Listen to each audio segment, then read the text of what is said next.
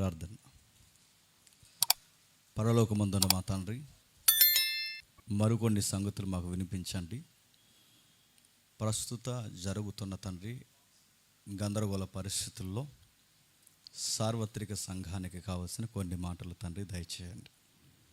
మీ వ్యక్తిత్వము తండ్రి ఆదికాండం నుంచి ప్రకటన గ్రంథం వరకు ఏ విధంగా మిమ్మును మీరు బయలుపరుచుకున్నారు, క్రమానుగతంగా కొన్ని సంగతులు మరొకసారి మాకు జ్ఞాపకం చేస్తారని కోరుతూ క్రీస్తున్నామని ప్రార్థన సమర్పిస్తున్నాం తండ్రి. ఆమె త్వరగా కొన్ని విలువైన సంగతులు విందాం. కొంచెం వాతావరణం మనకి ప్రతికూలంగా ఉంది కనుక త్వరగానే ముగించుకునే ప్రయత్నం మనం చేద్దాం. యోహాను సువార్త, త్వరగా యోహాను సువార్త 8వ అధ్యాయం. యోహాను సువార్త 8వ అధ్యాయం 57, 58 వచనాలు చదవండి. అందుకు యూదులు, నీకింకను 50 సంవత్సరములైనను లేవే, నీవు అబ్రహామును చూసేస్తావని ఆయనతో చెప్పగా, యేసుక్రీస్తు వారు, అబ్రహాము పుట్టకమునుపై నేను ఉన్నానని మీతో నిశ్చయముగా చెప్పుచున్నాను.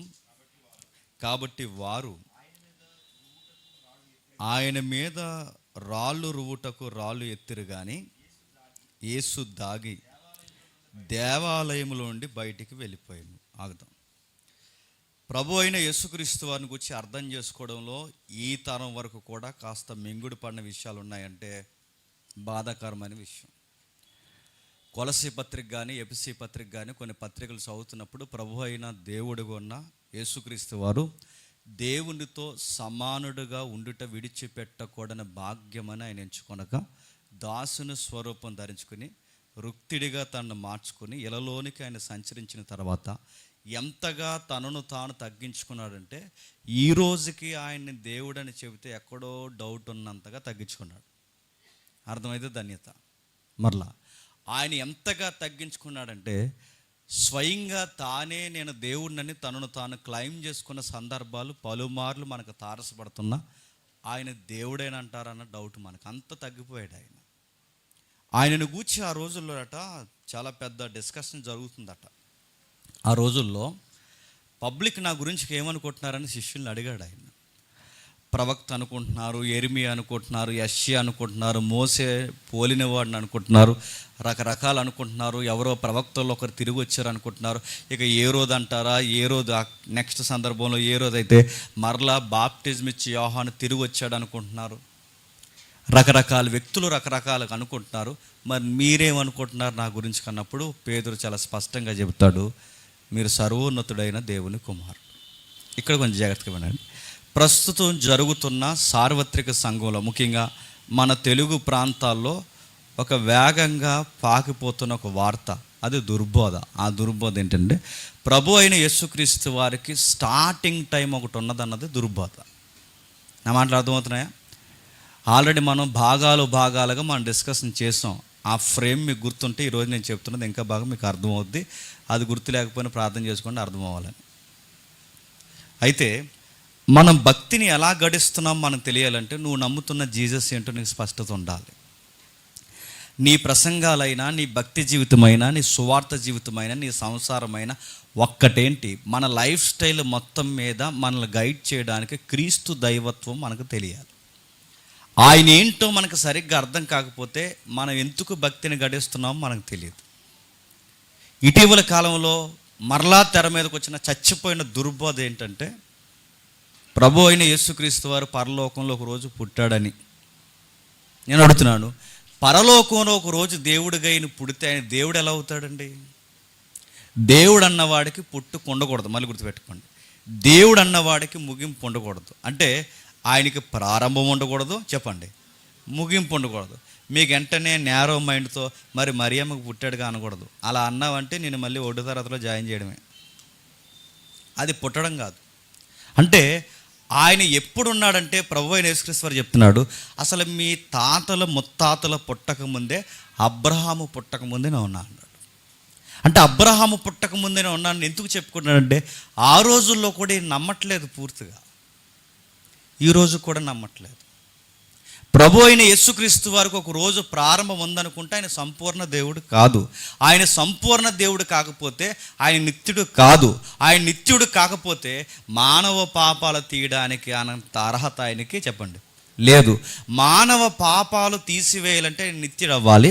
ఆయన నిత్యుడు అవ్వాలంటే దేవుడు అవ్వాలి. ఆయన దేవుడు అవ్వాలంటే పుట్టకూడదు. గుర్తుపెట్టుకోండి, పరలోకంలో ఒక రోజు పుట్టకూడదు. చాలామంది ఏమనుకుంటున్నారంటే పెద్ద దేవుడు, ఆ పెద్ద దేవుడి కంట ఈయన పుట్టాడంట. మరి ఏ హాస్పిటల్ ఏంటి నాకు అర్థమవుతుంది. అడుగుతున్నాను, ఆయనకి ఈయన పుట్టడం ఏంటి? కుమారుడు అనే పదానికి బైబిల్లో పలు పలు రకాల అర్థాలు ఉన్నాయి. కొన్ని అర్థాలు ఉన్నాయి. ఆ అర్థాలను మనం అర్థం చేసుకుంటూ విన్నప్పుడే అసలు కుమారుడు అనగానే నువ్వు వెంటనే హాస్పిటల్ దగ్గరికి వెళ్ళిపోకూడదు. డెలివరీ కేసు నువ్వు వెంటనే డిస్కషన్ చేయకూడదు. గుర్తుపెట్టుకో, బైబిల్లో వ్యక్తీకరణ ఉన్నాయి. నీకు నేను భర్త ఉన్నాను అన్నాడా? ఎవరిని? సంఘాన్ని. నీకు నేను భర్త ఉన్నాను అంటే ఇప్పుడు నిజంగా దేవుడు మనకు భర్త? మరలా చెప్తున్నానండి, మీరు నాకు కుమారులై ఉన్నారన్నాడు. సంబోధన. ఇప్పుడు దేవుడికి మన కుమారులు అయినామంటే మనకు ఒక అమ్మ ఉందన్న, పరలోకపు తల్లి. అది పోలిక. మళ్ళీ చెప్తున్నాం, మనం అర్థం చేసి ఆయనకి మనకున్న బాండింగ్ని అర్థం చేసుకునేలాగా ఆయన మాట్లాడిన భాష విధానం బైబిల్లో. ఇప్పుడు ఆయన కుమారుడు అన్నాడంటే నేను అడుగుతున్నాను, బైబిల్లో రకరకాల కుమారత్వం ఉన్నాయి. వాటన్నిటినీ ఏదో అర్థం చేసుకోకుండా దేవుణ్ణి పట్టుకెళ్ళి ఆయన తండ్రిగా, అంటే కేవలం ఆయన పుట్టిన కనిన తండ్రిగా, ఈయన పుట్టిన కుమారుడుగా మలిచి మాట్లాడడం అనేది వీళ్ళ బోధల్లో ఉన్న లసుగు. మళ్ళీ చెప్తున్నాను, వీళ్ళ బోధల్లో ఉన్న డొలతనం. మళ్ళీ చెప్తున్నాను, వీళ్ళకి సరి అయిన పునాదులు లేని సిద్ధాంతాల మీద కట్టుకో ఒక పేక మేడల పరిచర్య. అలాంటి విషయాల్లో మన సంఘం కొట్టుకుపోకూడదని దేవుడు మనల్ని ప్రేమించాడు కనుకే ఈ సిద్ధాంతాల విషయంలో మనం స్ట్రాంగ్గానే ఉన్నాం. చాలామంది కామెంట్లు పెడుతున్నారు, చూస్తున్నారు అనుకుంటున్నాను, అందుకనే వివరించట్లేదు.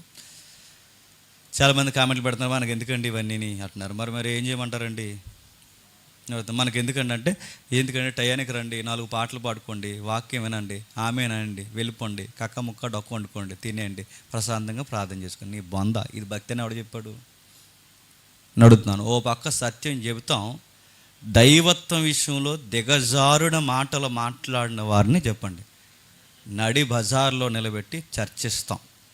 ఓడిస్తాం కదా, చెప్పండి, చర్చిస్తాం. వాళ్ళతో డిస్కషన్ చేస్తాం. వాళ్ళ ఆత్మల పట్ల కూడా అకౌంటబిలిటీ మెయింటైన్ చేస్తాం.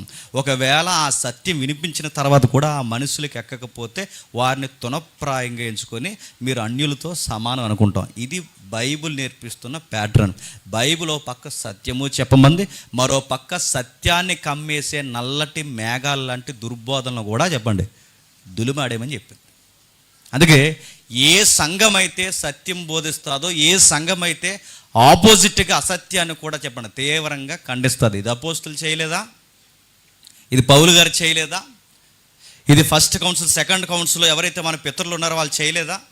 అడుగుతున్నాను, ఇది చెయ్యాలి. మన తరంలో ఇలా కొన్ని విషయాలు మన సత్యాన్ని బాహాటంగా చెప్పకపోతే అబద్ధం మాట్లాడి ఈడు మాట్లాడి ఆడే మాట్లాడి అందరూ కలిసి అబద్ధం అలా మాట్లాడితే ఒక రోజుకి అబద్ధం ఏమైపోతుంది చెప్పండి సమాజంలో. అందుకు నిజం మాట్లాడాలి. గుర్తుపెట్టుకోండి. గంటల ప్రకాష్ గారు మంచి మాట అన్నారు, చనిపోయే ముందు ఆయన క్లిప్స్ ఎంతమంది చూశారో. ఆయన ఏమన్నాడంటే, అబద్ధాన్ని జనాలు ఎందుకు నమ్ముతున్నారంటే నిజాలు మాట్లాడే వాళ్ళు మౌనంగా ఉన్నారు కనుక. గుర్తుపెట్టుకోండి. అబద్ధాన్ని ఎందుకు జనాలు నమ్ముతారు, నిజాలు మాట్లాడేవారు మనకు ఎందుకులే అనుకుంటున్నారు కనుక. దేశం అంటా గుర్తుపెట్టుకోండి, చెడ్డోళ్ళ వల్ల పాడైపోతాట. ఆయన అన్నమాటే దేశం చెడ్డాల వల్ల పాడైపోతాడు, మరి మంచోళ్ళు మౌనంగా ఉంటే పాడైపోతాడు. అందుకే మనకు సత్యం తెలుసు, మనం నమ్ముతున్న సిద్ధాంతాల వాక్యానుసారమైన మనం తెలిసినప్పుడు నోరు మూసుకుని ఉండే టైం కాదు. గుర్తుపెట్టుకోండి, ఎవరు ఎలాంటి వారైనా, ఎదుటోళ్ళు పెద్దవారైనా చిన్నవారైనా అందరికీ ఆహ్వాన పత్రికే, రండి చర్చిద్దాం. రాత్రి ఎవడో ఫోన్ చేశాడు, ఎక్కడి నుండో ఎవడన్నందుకు సారీ, సహోదరుడు ఎవరో ఫోన్ చేశాడు. ఆ ఫోన్ చేసి ఏమంటున్నాడంటే, మీ సంగతి తేలుతాం, అది తేలుతాం, ఇది తేలుతాం అంటే నీ ఆధార్ కార్డు ఇట్టాను అన్న. నా సంగతి తేలుతున్న ముందు ఆధార్ కార్డు నువ్వు రా ముందు. అంతకుముందు ఇంకో బ్రదర్ ఫోన్ చేశాడు, అంతకుముందు మరొక బ్రదర్ ఫోన్ చేశాడు. నడుతున్నాను ముందు రాండి, ఫోన్లో నడుతున్నాను, మొఖాలు చూపించకుండా అకౌంట్లు ఫేక్ అకౌంట్లు పెట్టుకొని ఇవన్నీ కింద కామెంట్లు పెట్టి మీది దుర్బోధ అంటే, మాది తప్పని అనాలంటే నీ దగ్గర రైట్ ఏంటో ఆన్సర్ చెప్పు ముందు. నువ్వు వచ్చి కూర్చో, నడి బజార్లో కూర్చుందామో, నలుగురిలో కూర్చుందామో, 4 సంఘాల ముందు కూర్చుందామో, మేము నమ్మిన బైబిల్ని మేము ప్రకటిస్తున్న బోధ రైట్ అని ప్రూవ్ చేయడానికి ఎంతకైనా మేము వచ్చి నిలబడతాం. నువ్వు మాట్లాడుతున్న సబ్జెక్ట్ మీ తలకాయలైనా మీ కింద తోకలైనా తీసుకొచ్చి నువ్వు కూర్చోబెడతానంటే ఇప్పుడప్పుడు కుదరదు అంటున్నాడు. నేను ఎప్పుడు కుదురుతుంది? దసరా పోయి వస్తావా? నేను ఎప్పుడు కుదురుతుంది? పోయి మమ్మల్ని రమ్మంటావు అన్నాను. నేను ఇదే అడిగాను, మమ్మల్ని రమ్మంటావు చెప్పు, నువ్వు ఏ స్టేట్లో ఉన్నా ఏ స్టేటస్లో ఉన్నా మేము వస్తాం. నడుతాను. ఈ విషయాన్ని మీరు ఎందుకు ఇంత సీరియస్గా తీసుకుంటున్నారు బ్రదర్? మీకంటే ఇది క్రీస్తు దైవత్వానికి సంబంధించి దేని విషయంలో సీరియస్గా, లేకపోతే ఇంకా దేని విషయంలో సీరియస్గా ఉంటాను చెప్పండి. అది ఎక్కడైనా మన భాషా పరిజ్ఞానార్థమై ఏ సంఘాల దగ్గర అయినా యేసు ప్రభువుని తెలియకుండా తక్కువ చేయడం అనేది దుర్మార్గమైన చర్య. మన వంశాన్ని గారు మంచి మాట మాట్లాడుతున్నాడు. యేసుక్రీస్తు సభలను టైటిల్ పెడతారట. యేసుక్రీస్తు సభలను టైటిల్ పెట్టి ఎవరికి అగౌరవమో తెలుసది? యేసుక్రీస్తు వారికి 2nd కేటగిరీ ఇచ్చారు. పేరేమో ఆయనది, సభలో ఆయనకి ఇచ్చిన కేటగిరీ ఏమో చెప్పండి, 2nd గ్రేడ్. అంటే నువ్వు 2nd గ్రేడ్ ఇచ్చావంటే ఏంటి? ఆయన పుట్టాడని. నాకు తెలిసి ఈ మాటలు అందరికీ అర్థమవుతున్నాయో లేదో, మీకు అర్థమైనట్టు చూడండి. అంటే ఆయన పుట్టాడానికి ప్రారంభం ఉందనకూడదు, దైవత్వానికి ప్రారంభం ఉండకూడదు. ఆయనకు ప్రారంభం లేదు, అంతము లేదు, ఆది అంతము లేనివాడైతేనే దేవుడు అవుతాడు. దాన్నే క్లైమ్ చేసుకుంటున్నాడు. ఆ రోజు ఇశ్రాయేలు మధ్య యూదుల మధ్య నిలబడిన ఆయన అంటున్నాడు, అబ్రహాము మీ అయ్య పుట్టక ముందే నేను ఉన్నానన్నాడు. మీరు మాట్లాడితే అబ్రహాం పిల్లలు అబ్రహాం కోసమే గొప్పగా చెప్పుకుంటున్నారు. అబ్రహాం ఒక రోజు నన్ను చూసి సంతోషించాడు తెలుసా? అబ్రహాము నన్ను చూసి సంతోషించడమే కాదు, అబ్రహాము నన్ను చూసి మురిసిపోయాడు తెలుసా?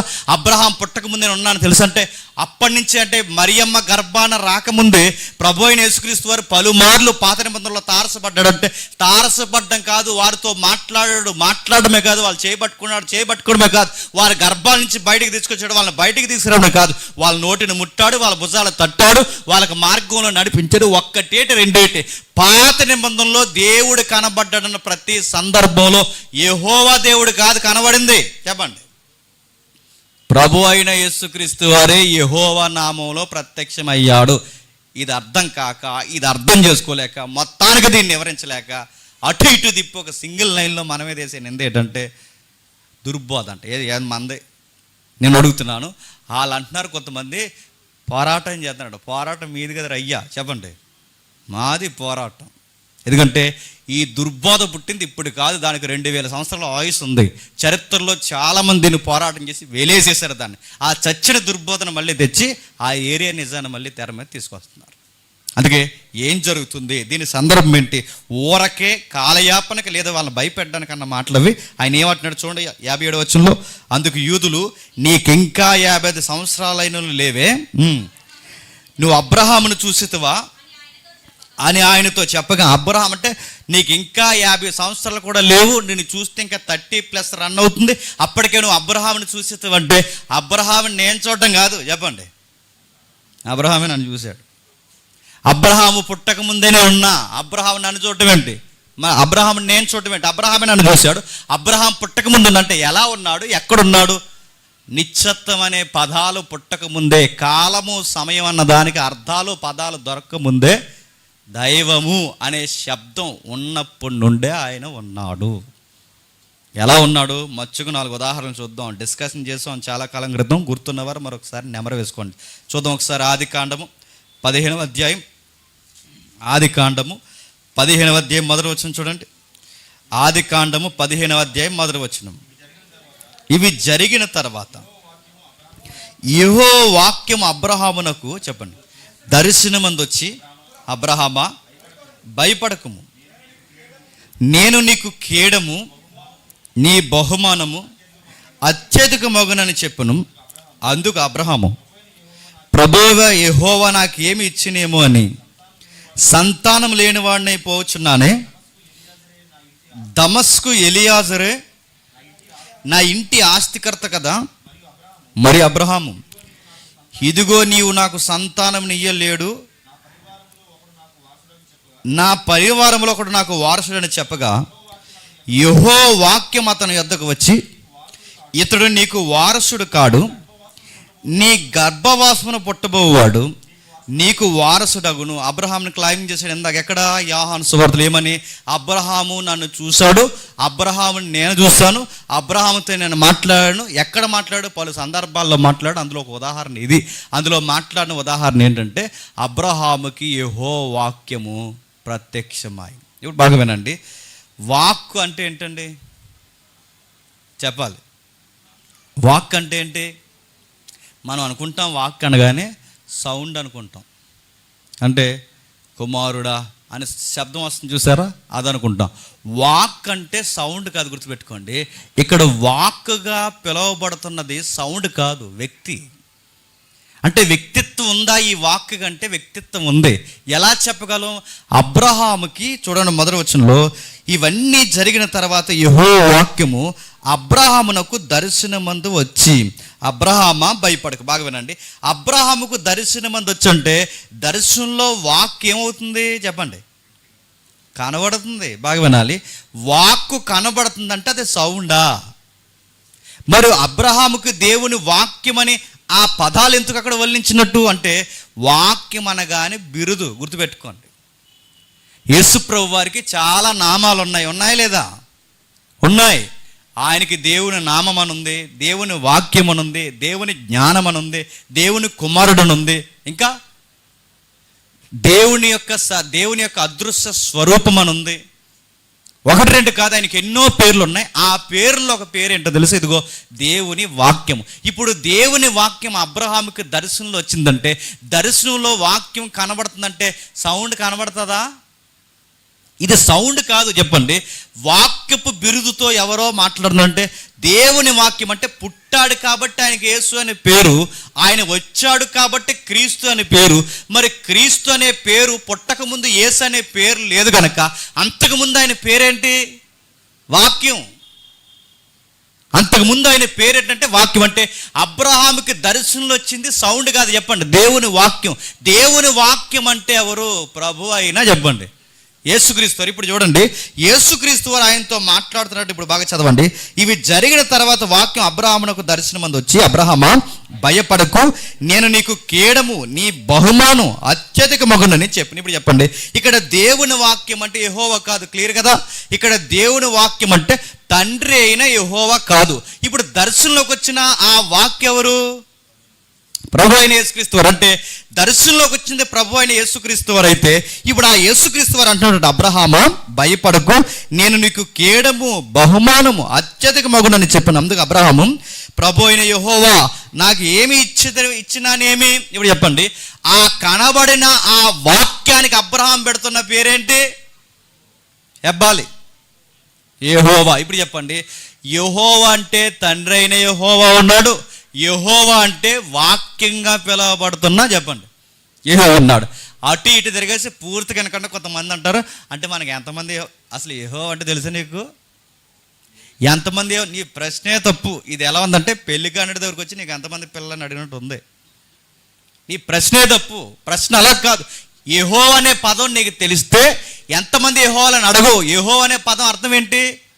నిన్న నేడు నిరంతరము ఏకరీతిగా ఉండే వ్యక్తిత్వాన్ని చెప్పండి హెబ్రీలో యెహోవా అంటారంటే నేనే ఉన్నవాడను అనే పదాల అర్థమే యెహోవా. ఇప్పుడు చెప్పండి, ఉన్నవాడన్న మాట తండ్రికేనా?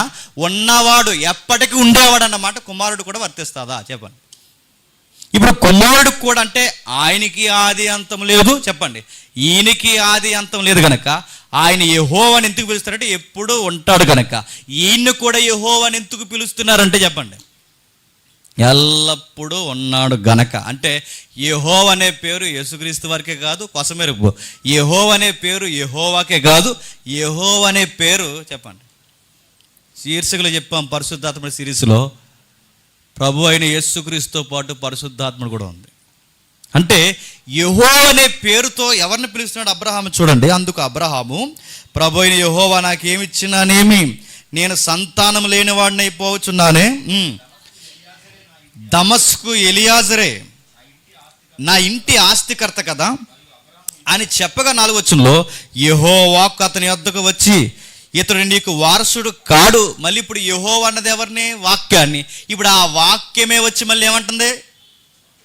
ఇతడు నీకు వారసుడు కాడు. ఇప్పుడు చెప్పండి, నీకు ఆకాశ నక్షత్రాలంత సంతానాన్ని ఇస్తానన్న ఆ వాక్కు, నీకు ఇసుక రేణువులంత సంతానాన్ని ఇస్తానన్న ఆ వాక్కు, నీకు కంగారు పడకు నీకు వారసుడిని వాగ్దాన పుత్రుని ఇవ్వబోతున్నానన్న ఆ వాక్కు, 13వ వచనంలో నీ సంతానము తమది కాని పరదేశంలో నివసించి ఆ దేశపు వారికి దాసులు అవుతారన్న ఈజిప్ట్లో జరగబోయే చరిత్ర కొరకు వినిపించిన ఆ వాక్కు ఎవరి వాక్కు? వాక్కు అంటే ఎవరైనా ప్రభు అయిన యేసుక్రీస్తు. గుర్తుపెట్టుకోండి.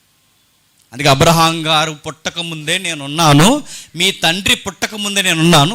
మీ తండ్రిని నేను చూడడం కాదు, చెప్పండి, మీ తండ్రి నన్ను చూశాడు. ఎక్కడ చూశాడు? 15వ అధ్యాయంలో చూశాడు. ఎక్కడ చూశాడు? లోతు టైంలో ఫైట్ జరుగుతున్నప్పుడు చూశాడు. ఎక్కడ చూశాడు? అనేక పర్యాయములు మీ పితరులు నన్ను చూశారు, నాతో మాట్లాడారు. అందుకే అంటున్నాడు చూడండి, అబ్రహాము మాట్లాడాడట. ఎలా మాట్లాడు? ప్రభువా ఇప్పుడు నన్ను ఏం చేయమంటావంటే నేను నీకు సంతానాన్ని ఇస్తాను అన్నాడట. దృశ్యలోకం అదృశ్యలోకం అని మనం మాట్లాడుకున్నాం, ఎంతమంది గుర్తుందో? కనబడే యెహోవా, చెప్పండి, కనబడని యెహోవా. ఎప్పుడు గుర్తుపెట్టుకోండి, తండ్రి అయిన యెహోవా పాత నిబంధనలోనూ కనబడలేదు, చెప్పండి, క్రొత్త నిబంధనలోనూ కనబడలేదు. పాత క్రొత్త నిబంధనలో కనబడే దేవుడు ఎవరు? చెప్పండి, యెహోవా పేరు మీద నామం మీద ప్రత్యక్షమైన ఒకే ఒక వ్యక్తి, చెప్పండి. అందుకే కొలసే పత్రికలో ఏమంటాడంటే ఆయన అదృశ్య దేవుని, చెప్పండి, స్వరూపం. అంటే అదృశ్య దేవుడు ఒక ఆయన ఉన్నాడు, చెప్పండి. దృశ్యంలో కనబడే, చెప్పండి, ఒక ఆయన ఉన్నాడు. అదృశ్యంలో కనబడే ఆయన పేరు తండ్రి అయిన యెహోవా అయితే దృశ్యంలో కనబడుతున్న ఆయన పేరు ఏం పేరు? చెప్పండి, కనబడిన ఆయన ఉన్నాడు.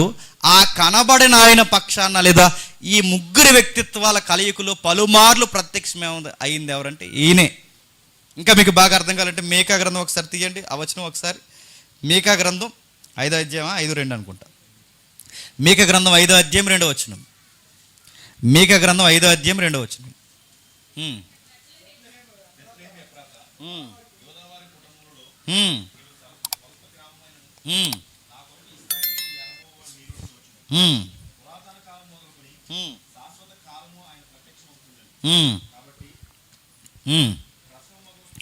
పురాతన కాలం మొదలుకొని శాశ్వత కాలం వరకు ఆయన ప్రత్యక్షమవుతూ ఉండు. ఇప్పుడు ప్రశ్న అడుగుతున్నాను, క్రొత్త నిబంధనలో ప్రత్యక్షమయ్యాడని మనకు తెలుసు, పురాతన కాలం నుంచి ఎలా ప్రత్యక్షమయ్యాడు?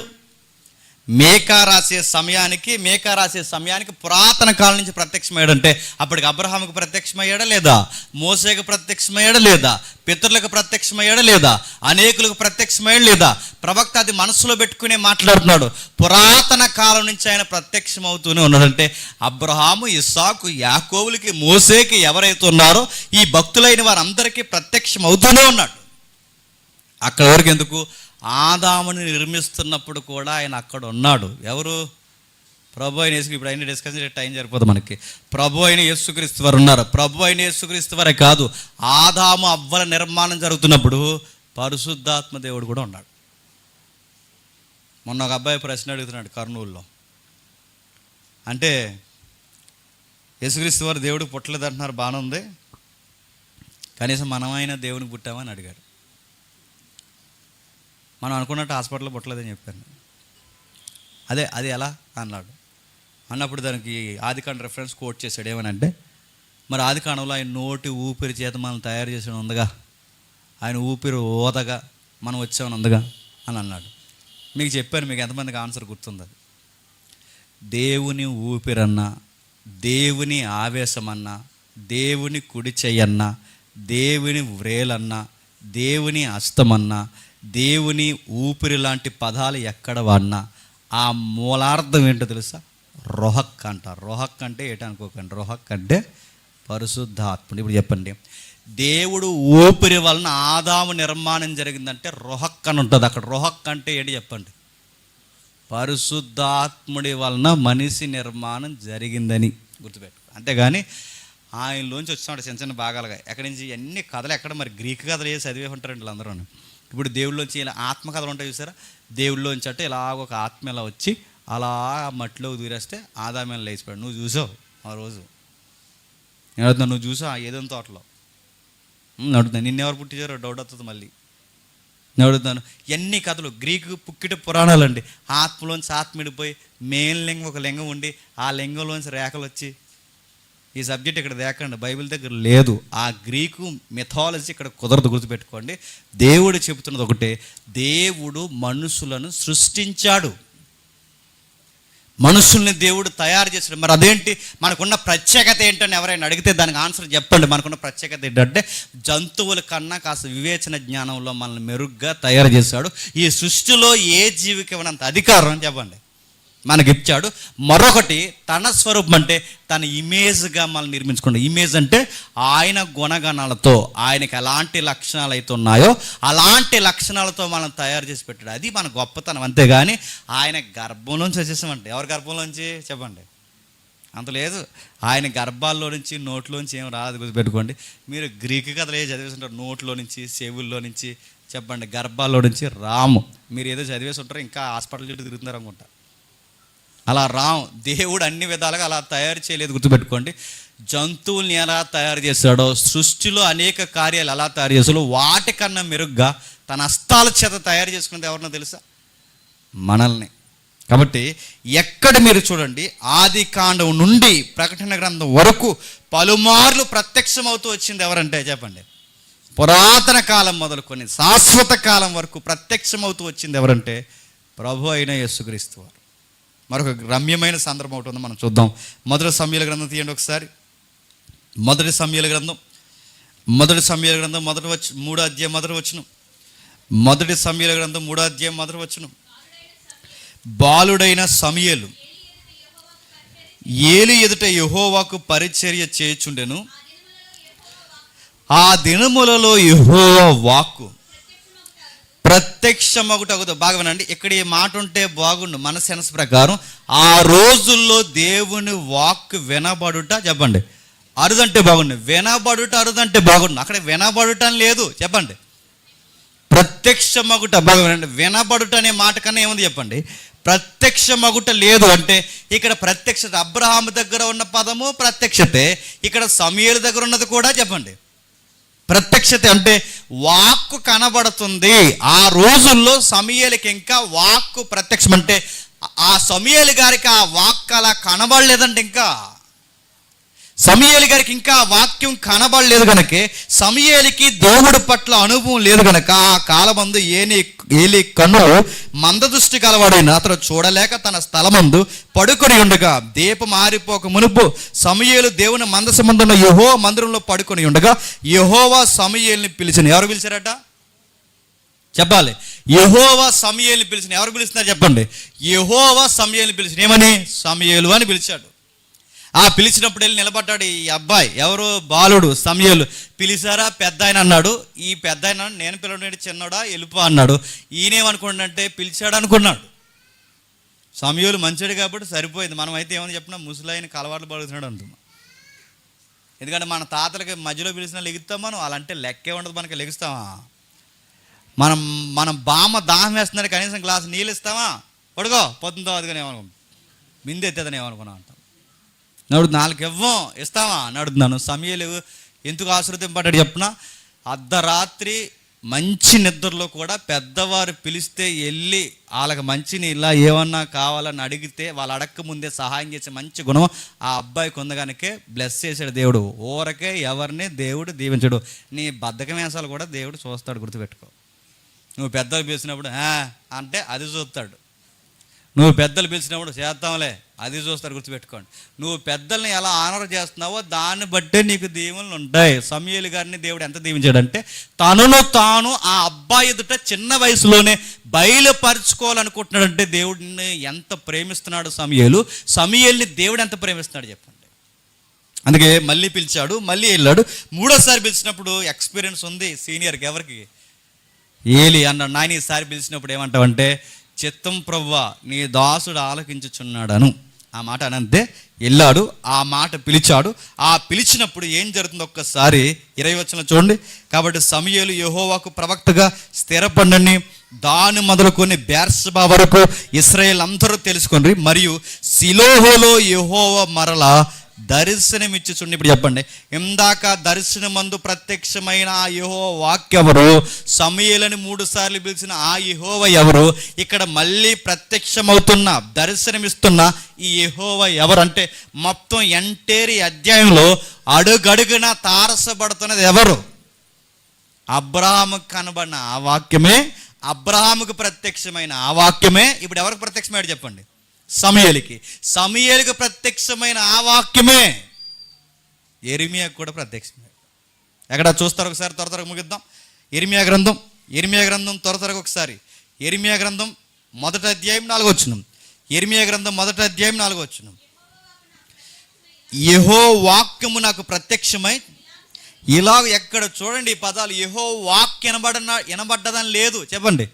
యెహోవా వాక్కు ప్రత్యక్షమై, యెహోవా వాక్కు ప్రత్యక్షం అంటే మీరు మూలాలు అంటే మనకు టైం వచ్చినప్పుడు ఎవరైనా దీన్ని డిఫెండ్ చేస్తే అప్పుడు దీని సబ్జెక్ట్ ఇంకా మనం డీప్కి ఎవరిద్దాం. మీరు ఎక్కడ చూడండి, ఒక వ్యక్తి ఒక పర్సన్కి ఉపయోగించే సౌండ్నే ఈ వాక్యానికి ఉపయోగిస్తున్నాడు. గుర్తుపెట్టి మనం డిస్కషన్ చేసాం, ఎంతమంది గుర్తుందో. అంటే వ్యక్తికి, అంటే ఒక వ్యక్తి ప్రజెన్స్లో ఉన్నప్పుడు వాడే ఏదైతే పదాలు ఉన్నాయో అదే పదాలు ఇప్పుడు ఎవరికి వాడుతున్నాడు చెప్పండి? వాక్యం. అంటే ఆ వాక్కు ప్రత్యక్షమయ్యను. దీని మూలాలు ఎర్బ్స్ అంటంగా, ఆ మూలాల పదాలు ఏవైతే ఉన్నవో వాటి మూలాలు మనం చూస్తే అవే అర్థాలు నిలివేద్దాం. అంటే ఒక వ్యక్తి ప్రజెన్స్, ఒక వ్యక్తి ఉనికి కలిగిన వాటికి వాడిన పదాలే వాడారు అక్కడ. యెరెమీయాకి ప్రత్యక్షమయ్యాడట యెహోవా వాక్కు నాకు ప్రత్యక్షం ఎలాగ సెలవిచ్చెను, గర్భంలో నిన్ను రూపింపక మునిపే నిన్నెరిగితిని, నువ్వు గర్భములో బయలుపడక మునిపే నేను నిన్ను ప్రతిష్ఠించితిని, జనములకు ప్రవక్తగా నిన్ను నియమించింది. ఇప్పుడు చెప్పండి, యెరెమీయాని పిలుస్తున్నది ఎవరు? అబ్రహాముని పిలుస్తున్నది ఎవరు? సమూయేలుని పిలుస్తున్నది ఎవరు? మోసే దగ్గర పదలోంచి పిలిచింది, మోసేని పిలిచింది ఎవరు? మీరు ఎక్కడ ఏ ప్రవక్తలను భక్తుల్ని కదపండి, వాళ్ళందరినీ పిలిచింది ఎవరు? ప్రత్యక్షమైన యెహోవా వాక్కు. ఆ ప్రత్యక్షమైన యెహోవా వాక్కే తల్లి గర్భం నుంచి కూడా వాళ్ళని ఏర్పరచుకుంది. ఇంకా మీకు బాగా అర్థం కావాలి అంటే కిందికి చదవండి ఒకసారి. అందుకు అయ్యో ప్రభువగు యెహోవా చిత్తగించుము, నేను బాలుడనే, మాటలాడుటకు నాకు శక్తి చాలదనను. యెహోవా నాకు ఎలాగ సెలవిచ్చిన? ఇప్పుడు చెప్పండి, యెహోవా వాక్కు, యెహోవా వాక్కు.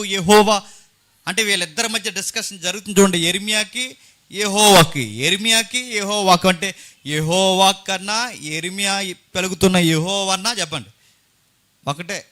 ఇంకా మీకు కిందకి అర్థం కావాలంటే కిందకి చదవండి ఒకసారి. వారికి భయపడకము, నిన్ను విడిపించుటకు నేను నీకు తోడై ఉన్నాను. ఇది యెహోవా వాక్కు ఏమందంట చెప్పండి? యెహోవా వాక్కు అందంట. వాక్కులో వాక్కేటండి? మీకు అర్థమవుతుందో లేదో? యెహోవా వాక్కు అందట కిందికి. అప్పుడు యెహోవా చెయ్యి చాపి నా నోరు ముట్టి, ఇప్పుడు చెప్పండి, యెహోవా అదృశ్య దేవుడు ఎప్పుడైనా చెయ్యి చాపుతాడా? అదృశ్య దేవుడు ఎక్కడైనా తన లిటిల్ ఫింగర్ అయినా కనిపించేలాగా చూపించాడా? కొలసీ పత్రిక ప్రకారం క్లైమ్ చేస్తే కొలసీ పత్రిక ఇలా అన్నాడు, అదృశ్య దేవుడు ఒక ఆయన ఉన్నాడు, ఆ అదృశ్య దేవుడిని పాత నిబంధన నుంచి బయలుపరిచిన ఒక దేవుడు ఉన్నాడు. అదృశ్య దేవుడిని పాత నిబంధన నుంచి బయలుపరిచిన దేవుడు ఎవరంటే చెప్పండి? ప్రభు అయిన యేసుక్రీస్తు. ఇప్పుడు చెప్పండి, ఇక్కడ చెయ్యి వస్తుందంటే బహుశా ఆ చెయ్యి ఎవరిది చెప్పండి? ప్రభు అయిన యేసుక్రీస్తు వారు. ఇప్పుడు యెరెమీయాకే కాదు, యెహోవాగా కనబడుతున్న అబ్రహాము కూడా నీకు బిడ్డల్ని ఇస్తానని మాట్లాడి దృశ్యంగా కనబడుతున్న ఆ వ్యక్తి ఎవరు? ప్రభు అయిన యేసుక్రీస్తు వారు. వీళ్ళందరూ అంటున్నారు లేదు అప్పుడు ఎప్పుడో పుట్టాడు అంటున్నారు. వీళ్ళకి చెప్పాడు బర్త్డే చేయమని. నేను అడుగుతున్నాను, ఈయన పుట్టాడని ఎక్కడ ఉందండి బైబిల్లో? ఎక్కడ ఉండదు. మీరు బైబిల్లో ఆ మూల నుంచి ఏ మూల వరకు తిరగేయండి, ఎక్కడ ఉండదు. మీరు అనుకుంటే మరి 2వ కీర్తనలో నేడు నిన్ను నా కుమారుడివి చెప్పండి, నేడు నిన్ను అందుకే ఆ కనే ప్రోగ్రాం ఏంటో డిస్కషన్కి వస్తే తేలుద్దాం.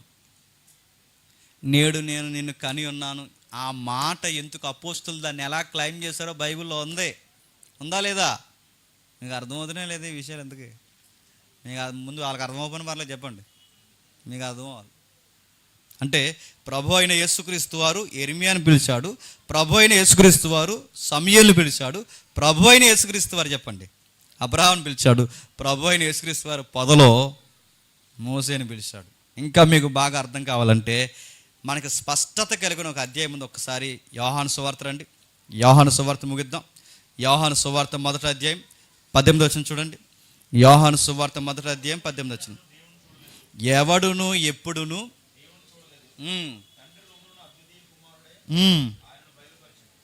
ఇప్పుడు చెప్పండి, ఎవరును ఎప్పుడును దేవుని చూడకపోతే మరి యెరెమీయా చూసింది ఎవరిని? చెప్పాలి, మీకు అర్థమవుతుంది ఆన్సర్. ఎవరును ఎప్పుడును దేవుణ్ణి చూడకపోతే మరి యెరెమీయా చూసింది ఎవరిని? అబ్రహాం చూసింది ఎవరిని? సమూయేలు చూసింది ఎవరిని? మోసే పొదలో చూసింది ఎవరిని? ఇప్పుడు ఈ మాటను బట్టి అంటే పాత నిబంధనలో వాక్ కనబడుతున్న ఫ్రేమ్ వర్క్ అంతా మీరు ఎలా తెచ్చి న్యూ టెస్టిమెంట్ దగ్గర పెడితే దాన్ని జెరాక్స్ తీస్తే దానిలో కలర్ ఫ్రేమ్ మనకు బయటకు వస్తే మనకు స్పష్టంగా కనబడుతుంది. అక్కడ ఎక్కడో ఫిల్మ్లా కనబడుతున్న ఆ మాటలు ఇక్కడ ఒక్కసారి మన పిక్చర్ బయటికి తీస్తే మనకు కనబడుతుంది. ఏంటో తెలుసా? అందులో ఇమేజ్ ఎవరంటే ప్రభు అయిన యేసుక్రీస్తు. ఇప్పుడు చెప్పండి, పాత నిబంధన నుంచి ఎవరు ఎప్పుడు దేవుని చూడలేదంటే పాత నిబంధనలోనూ చూడలేదు, చెప్పండి క్రొత్త నిబంధనలో చూడలేదు. మరి ఎవరు చూడకపోతే మరి వీళ్ళందరూ ఎవరిని చూశారు? ఎవడును ఎప్పుడైనాను దేవుణ్ణి తండ్రిని చూడలేదు. తండ్రి రొమ్మునున్న అద్వితీయ కుమారుడే యెరెమీయాకైనా బయలుపరిచాడు, చెప్పండి మోసేకైనా బయలుపరిచాడు, చెప్పండి అబ్రహాంకైనా బయలుపరిచాడు. అంటే వారికి ప్రత్యక్షమై బయలుపరచబడింది ఎవరు? ప్రభు అయిన యేసుక్రీస్తు. అందుకే పిలుపు కానీ తోమా కానీ వీళ్ళు అడిగినప్పుడు మాకు తండ్రిని చూపించవయ్యా అంటే ఆయన ఏమన్నాడు చెప్పండి? నన్ను చూస్తే చెప్పండి ఆయన చూసినట్టు. అంటే మిమ్మల్ని చూస్తే ఆయన చూసినట్టు ఎలా అంటే ఆయన కనబడ్డో మీరు నన్ను చూస్తున్నారుగా, నన్ను చూస్తే సేమ్ నాలాంటి గుణగణాలతోనే ఉంటాడు. ఆయన కనబడ్డో నేను కనబడతాను అంతే. నన్ను చూస్తే చెప్పండి ఆయన చూసినట్టే. ఒకవేళ ఆ కనబడని ఆయన దృశ్యంగా వస్తే ఎలా ఉంటాడంటే చెప్పండి అచ్చు నాలాగే ఉంటాడు. అందుకే పిలుపు నన్ను చూస్తే చెప్పండి తండ్రిని చూసినట్టే. ఇప్పుడు చెప్పండి, పాత నిబంధన నుంచి సుప్రీంగా ఉన్న ఆయన్ని కనుపరుస్తూ వచ్చింది ఎవరంటే కుమారుడైన ఆయన కనుపరుస్తూనే వచ్చాడు. ఇంకా చెప్తున్నట్టు చూడండి, అక్కడ ఫుట్ నోట్ ఉందో చూడండి. తండ్రి రమ్మునున్న అద్వితీయ కుమారుడే అన్నదానికి ఫుట్ నోట్ ఇచ్చాడు చూడండి. జనతైక కుమారుడు. ఇంకా ఉందో చూడండి 2వ వచనంలో అద్వితీయ దేవుడే. ఏంటట? ఇప్పుడు చెప్పండి, ఒక దేవుడిని చూపించడానికి చెప్పండి మరొక దేవుడు ప్రత్యక్షమవుతూ వచ్చాడంట. అది దాని మీనింగ్, అక్కడ రైట్ మీనింగ్ అదే.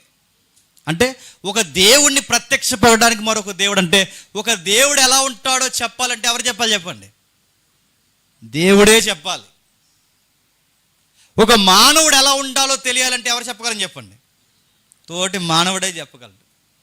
ఆకలి అంటే ఏంటో సాటి మానవుగా మనకు తెలుసు, ఆశ అంటే ఏంటో సాటి మానవులుగా మనకు తెలుసు. ఇప్పుడు చెప్పండి, అటు దేవుణ్ణి బయలుపరచాలంటే మానవుడి వల్ల ఎప్పుడన్నా అవుద్దా?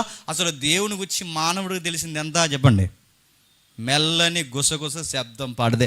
మనకు దేవుడు ఎలా ఉంటాడో ఎప్పటికీ బిగ్ పిక్చర్ మనకు తెలియదు. బైబిల్ అంతా చదివినా మనకు దేవుని కోసం తెలిసిపోయింది అనుకుంటాం, కానీ ఏమీ తెలియదు. మనకు తెలిసింది చెప్పండి రవ్వంతా. ఆయన గురించి తెలియాల్సింది చాలా ఉంది.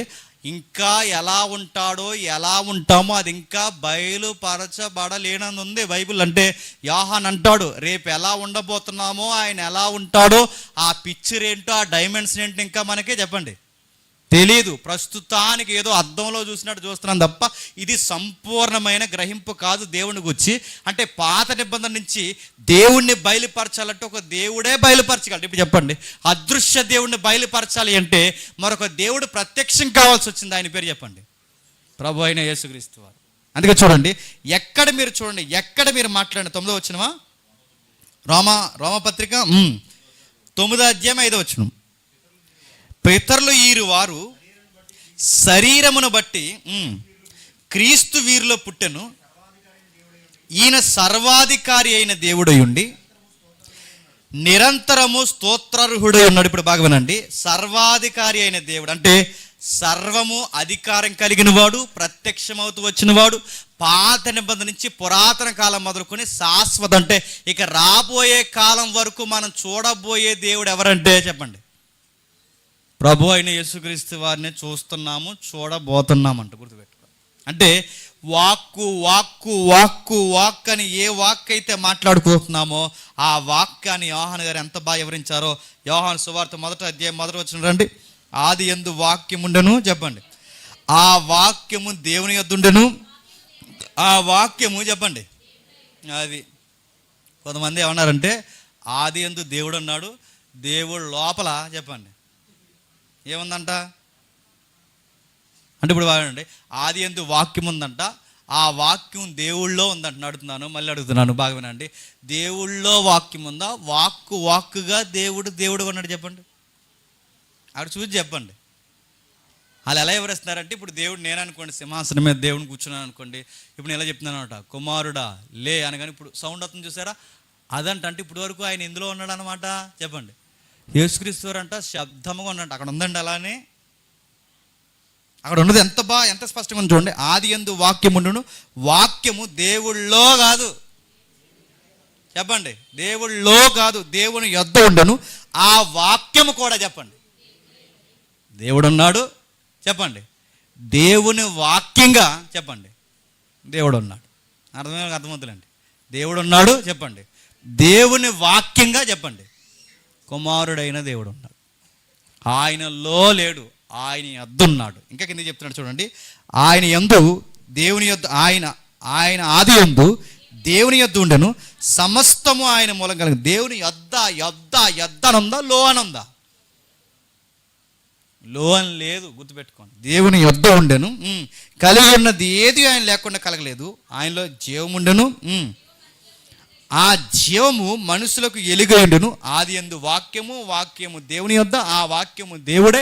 వాక్యము వాక్యము వాక్యము వాక్యము వాక్యం అని 14 వచనం ఏమంటారు చూడండి. ఆ వాక్యము, చెప్పండి, శరీరధారి అయి మరియమ్మ గర్భాన్న, చెప్పండి, కృపా సత్య సంపూర్ణుడుగా ఉండడానికి, మన మధ్య నివసించడానికి మరియమ్మ గర్భాన్న వచ్చాడు. ఇప్పుడు చెప్పండి, పుట్టాడా వచ్చాడా? చెప్పండి, పుట్టాడా? చెప్పండి, మీరు సరి చెప్పలేరు, మరి గంట చెప్తున్నాను. చెప్పండి, పుట్టాడా వచ్చాడా? చెప్పండి. అది ఎవరో ఒకరు అన్నారు వచ్చాడని, నిద్రోధనలో ఉంది, పుట్టాడని, క్షమించండి. అందుకే ఆయన వచ్చాడు, గుర్తుపెట్టుకోండి, ఆయన వచ్చాడు. ఆ వాక్యము శరీరధారిగా కృపాసత్య సంపూర్ణుడుగా మన మధ్య నివసించను. ఏ వాక్యం అంటే అబ్రహాం దగ్గర చదివామే ఆ వాక్యం, యెరెమీయా దగ్గర చదివామే ఆ వాక్యము, సమూయేలు దగ్గర చదివామే ఆ వాక్యము, పరలోకంలో దేవుని యొద్ద ఉందే, చెప్పండి, ఆ వాక్యం. ఈ వాక్యం శరీరధారిగా వస్తే ఆ వాక్యానికి పెట్టిన పేరేంటో తెలుసా? నజరేయుడైన, చెప్పండి, యేసు. అంటే ఈ పేరు ఎట్టకముందు, నజరేయుడైన యేసు అనే పేరు ఎట్టకముందు ఆయనకి ఏ పేరు? వాక్యం. అర్థమైంది? ధన్యత. చెప్పండి, ఏంటి ఆయన పేరు? వాక్యం. ఇప్పుడు చెప్పండి, పాత నిబంధన నుంచి ప్రత్యక్షమవుతూ వచ్చింది ఈయనేనంటే ఈయనే. పాత నిబంధన నుంచి ప్రత్యక్షమైనది ఈయనే. ఇంకా మీకు బాగా అర్థం కావాలంటే ఒకసారి యోహాను సువార్త 17వ అధ్యాయం ముగిద్దాం. ఒకసారి చూడండి. యోహాను సువార్త 17వ అధ్యాయం 6వ వచనం. యోహాను సువార్త 17వ అధ్యాయం 6వ వచనం. నీ నామము ప్రత్యక్ష పరిచితిని, వారు నీ వారే ఉండేరి. ఇప్పుడు చెప్పండి, నీ నామం వారికి ప్రత్యక్ష పరిస్థితిని అంటే ఏం ప్రత్యక్షపరిచాడండి? చెప్పాలి. నీ నామాన్ని ప్రత్యక్షపరిచాడంటే ఏం ప్రత్యక్షపరిచాడు? దేవుడి పేరు యెహోవా అని చెప్పాడు అనుకుంటున్నారా? ఆ మాట ఇశ్రాయేలుకి తెలియదా? దేవుడి పేరు ఇదిగో ఇలా ఉన్నవాడు అని చెప్పాడు అనుకుంటున్నారా? అది తెలీదా? బాగా వినండి. దేవుని వాక్యం అన్నా, దేవుని నామం అన్నా ఎవరు? చెప్పండి, యేసుక్రీస్తు వారు. అంటే నీ నామాన్ని వాళ్ళకి బయలుపరిచానంటే దాని అర్థం ఏంటి చెప్పనా? నీ గుణగణాలని వాళ్ళకి ప్రచురపరిచాను, నన్ను వారికి, చెప్పండి, కనుపరిచాను. ఇంకా మీకు బాగా అర్థం కావాలంటే అదే అధ్యాయం 12వ వచనం చూడండి ఒకసారి. అదే అధ్యాయం 12వ వచనం. నేను వారి యొద్ద ఉండగా నీవు నాకు అనుగ్రహించిన వారిని నీ నామమందు కాపాడినంటే యెహోవా అని పేరు చెప్పి కాపాడాడన్నా? కాదు, ఆ గుణగణాల్లో కాపాడాడని, ఆ ఉనికిలో కాపాడాడని. ఇంకా 26వ వచనం చూడండి. 26వ వచనం. నీవు నా యందు ఉంచిన ప్రేమ వారి యొద్ద ఉండునట్లు, నేను వారి యందు ఉండినట్లు వారికి నీ నామమును తెలియచేతిని. ఇంకనూ, చెప్పండి, నామాన్ని తెలియజేయడం అంటే ఏంటి? మొదటి అక్షరం, రెండో అక్షరం, మూడో అక్షరం, ఇంకో 4 వారాలు పోయాక ఇంకో అక్షరం తెలియజేస్తాడని అది కాదు. నామం అంటే ఏంటి చెప్పండి? యెహోవా నామం అంటే ఆయన ఉనికి. ఆయన ఉనికి అంటే తండ్రిని ఎలా కనబరిచాడంటే తనను తాను చూపించుకుంటూ తిరిగాడు. చూసారా? ఆ చూపించుకుంటూ తిరుగుతున్న దాన్ని శిష్యులు గుర్తుపట్టి ఒకరోజు వాళ్ళకి అర్థమైంది, ఆ దేవుణ్ణి మా చేతులతో చెప్పండి మేము తాకాం, మా కన్నులతో మేము చూసాం. వాళ్ళకి ఒకరోజు అర్థమైంది, మన మధ్య నివసించింది సామాన్యుడైన వడ్లవాని కుమారుడు కాదు, సాక్షాత్తు దేవుడే సస్సరీడిగా ఇలలోనికి వచ్చాడని అర్థం చేసుకుని మురిసిపోయారు వాళ్ళు, ఆశ్చర్యపోయారు వాళ్ళు. వాళ్ళు అన్నారు, ప్రభువా నువ్వా మా మధ్యకు వచ్చిందని. ఆ రోజు అడిగారు, పాత నిబంధనలో అబ్రహాము చూసింది, ప్రవక్తలు చూసింది, నిన్నేనా బయలుపరుచుకున్నాడు కనుక ఆ రోజు ఆశ్చర్యపోయి వాళ్ళు అంటారు. మనం చదువుతుండగా ఆ కొలసీ పత్రికలో ఒకసారి చూడండి, మొదటి అధ్యాయం 15 వచనం ముగించుకుందాం. కొలసీ పత్రిక 1 వచనం ఒకసారి చూడండి. ఆయన అదృశ్య దేవుని స్వరూపమై ఉండి సర్వ సృష్టికి ఆది సంభూతుడై ఉండి చెప్పండి. ఎవరట? అదృశ్య దేవుని స్వరూపమై ఉండి సర్వ సృష్టికి చెప్పండి ఆది సంభూతుడు. అదృశ్య దేవుని స్వరూపం. ఆ అదృశ్య దేవుని స్వరూపమే దృశ్య రూపమే చెప్పండి యేసుక్రీస్తు వారు. ఇప్పుడు చెప్పండి, తండ్రి ఎలాగైతే ప్రారంభము అంతము లేకుండా ఉన్నాడో కుమారుడు కూడా ప్రారంభము అంతము లేకుండా అలాగే ఉన్నాడు. కుమారుడు ప్రారంభము అంతము లేకుండా ఎలా ఉన్నాడో పరిశుద్ధాత్మ దేవుడు కూడా ప్రారంభము అంతము లేకుండా ఉన్నాడు. ఈ కొలసీ పత్రికలో మరొక మాట, ఆయన ప్రతి దానికి చెప్పండి ఆది సంభూతుడు. అంటే ఆదిలో పుట్టాడని కాదు. ఈ మరి ఎలా చదువుతారేటో అర్థం కాదు, కానీ ఆది సంభూతుడు అంటే అన్నిటికన్నా ముందు పుట్టాడనంట. అదే దాని అర్థం. ఆది సంభూతుడు అంటే అన్నిటికన్నా ముందు పుట్టాడని కాదు. ఆయన లేకుండా ఏది చెప్పండి కలగలేదు. కలిగి ఉన్నది ఏది చెప్పండి ఆయన లేకుండా కలగలేదు. అది ఆదైనా అంతమైనా ఏదైనా ఆయన ప్రస్తావన లేకుండా జరగదు. అంటే ప్రతి దానికి నాందెవరు చెప్పండి ఆయనే అని దాని అర్థం. ఇప్పుడు చెప్పండి, యేసుక్రీస్తు వారు ఎక్కడైనా తండ్రిలో తక్కువడనుందా? మరి భూమి మీదకి వచ్చాక మరి ఆయన తండ్రి అని పిలిచాడు కదండి. ఇంక అంతకన్నా ఏంటంటే అది అర్థం కావాలంటే చెప్పండి వెయిట్ చేయండి, చర్చా వేదికలు జరగాలని ప్రార్థన చేయండి. ఎందుకంటే ఏ చర్చా వేదికలు జరిగినా జరగకపోయినా పర్లేదు, కానీ దైవత్వాన్ని కూర్చిన చర్చా వేదికలు జరగాలి. ఈ విషయంలో మమ్మల్ని ఎవరు తిట్టుకున్నా పర్లేదు, ఎవరు ఏమనుకున్నా పర్లేదు. ఈ దుర్బోధ ఇలా పాగుతూ ఉంటే వీళ్ళు మాట్లాడుతుంటే చివరికి అబద్ధమే చెప్పండి నిజమైపోద్ది. అందుకే టైం వచ్చినప్పుడు అప్పుడప్పుడు ఇలాంటి దులుమాడేసే ఈ ప్రసంగాలు మనం పైకెత్తి మాట్లాడాలి. వాళ్ళు తప్పు చెప్తున్నారని నోరెప్పి చెయ్యెత్తి మనం ఖచ్చితంగా చూపించాలి. లేదంటే అమాయకంగా కొన్ని సంఘాలు వీళ్ళ దుర్బోధలో కొట్టుకుపోతుంది. అందుకే ఎంత కొట్టుకుపోయారంటే యేసుప్రభు వారు ముందు పుట్టాడు కనుక, తర్వాత మనం పుట్టాం కనుక యేసుప్రభు వారిని అన్నారంట అన్నయ్య అన్నారంట. యేసుప్రభు వీళ్ళ అన్నయ్య అంటండి. యేసుప్రభు వీళ్ళకి అన్నయ్య, ఇంకోటి వచ్చి మామయ్య అంటాడు, వీడేమో అన్నయ్య అంటాడు. ఆవిడ ఎవరో ఉంది, పప్పులు ఉప్పు తక్కువైపోయింది అలా సూత్తు కూర్చునే పెట్టండి. ఎవరిని? వీళ్ళు ఇష్టమే ఇంకా యేసుక్రీస్తు వారిని అడుగుతున్నాను. ఆవిడ పప్పు అంటుంది, వీడు ఉప్పు అంటాడు. ఆవిడేమో గ్యాస్ సిలిండర్ పరిశుద్ధాత్మ పిలుస్తుంది, వీడేమో అన్నయ్య అంటాడు. అడుగుతున్నాను, ఈ ఎందుకు ఇలాంటి నాసిరకం మాటలు సంఘంలో సాక్ష్యాల పేరు మీద ప్రసంగాలు ఎందుకు చెప్తున్నారు చెప్పనా? డివినిటీ అనే థియలాజికల్ సబ్జెక్ట్ వీళ్ళకి తెలియక. డివినిటీ అంటే తెలియదండి వీళ్ళకి.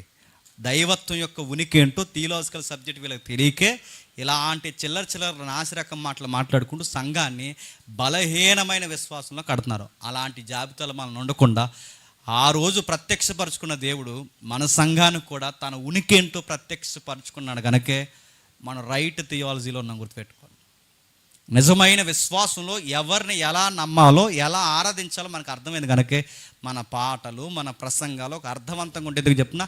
థియలాజికల్గా 8 బేస్మెంట్లు ఉంటాయి. మనం కొన్ని మాట్లాడుకున్నా ఇంకా కొన్ని మాట్లాడుకోవాలి. ఆ బేస్మెంట్స్ ఎవరైతే ఫాలో అవుతారో ఆ సంఘం హెల్దీ చర్చ్ అవుద్ది. ఏ సంఘం అయితే ఆ బేస్మెంట్స్ ఫాలో అవరో వాళ్ళ పాటల్లో కూడా, మళ్ళీ చెప్తున్నాను, వాళ్ళ పాటల్లో కూడా లసుకులు కనబడతాయి. గుర్తుపెట్టుకోండి. అందుకే తండ్రి కుమార పరిశుద్ధాత్ములు ఎవరైతే ఉన్నారో వాళ్ళ పిలువబడిన విధానం చూసి కన్ఫ్యూజ్ అయిపోతున్నారు. తండ్రికి అన్నీ తెలుసు, కుమారుడికి ఆ దినం తెలియదన్న మాట పట్టుకుని ఇదిగో ఆయన తెలియదు, ఆయన తెలుసు, అన్నీ ఆయనకి తెలుసు అంటున్నారు. కాదు, ఆయన ఎందుకు ఆ మాట అన్నాడు, ఎందుకు తండ్రికి ఉన్నాడు, ఈయనెందుకు కుమారుడికి ఉన్నాడు, ఆయన ఎందుకు పరిశుద్ధాత్మకు పిలబడ్డాడు, వీళ్ళు ఎందుకు కేటగిరీగా పనిచేస్తారు, ఆ ముగ్గురు ఉనికి ఏంటో తెలిస్తే మళ్ళీ చెప్తున్నాను. ప్రేమ అంటే ఏంటో మనకు అర్థం కావాలంటే ఆ ముగ్గురిని చూస్తే అర్థమవుద్దండి. తగ్గించుకోవడం అంటే ఏంటో అర్థం కావాలంటే ఆ ముగ్గురిని చూస్తే అర్థం వద్దండి. కుటుంబాలు ఎలా కట్టుకోవాలో తెలియాలంటే ఆ ముగ్గురిని చూస్తే అర్థం వద్దండి. సేవ ఎలా చేయాలో తెలియాలంటే ఆ ముగ్గురు. ఒక్కటేంటి, మన లైఫ్లో ఎలా జీవించాలో మనకు తెలియాలంటే ఆ ముగ్గురి మధ్య ఉన్న అనురాగం, తగ్గింపు, ప్రేమ ఇవన్నీ చూస్తే ఇలా బతకాలని మనకు అర్థమవుద్ది.